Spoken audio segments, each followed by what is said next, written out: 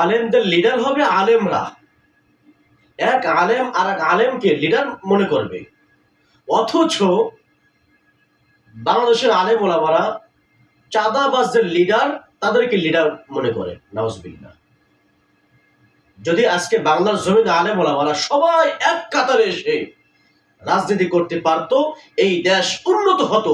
এই দেশে কোনো চাঁদাবাজ থাকতো না, কোনো ধর্ষক থাকতো না, কোনো অন্যায়কারী থাকতো না, কোনো ঘুষখোর থাকতো না, কোনো সুদখোর থাকতো না। এক এক আলেম এক একটা দল খুলে বসে গেছে। কেউ জমিয়ত, কেউ হেফাজত, কেউ খেলাফত, কেউ চরমোনাই, কেউ জামাত। আমি মনে করি সমস্ত আলেম ওলামারা এক কাতারে চলে আসেন, সবাই এক প্ল্যাটফর্মে এসে রাজনীতি করুন। ইনশাআল্লাহ এই দেশের কোনো বাটপার আপনাদের উপর দিয়ে কোনো কথা বলবে না ইনশাআল্লাহ।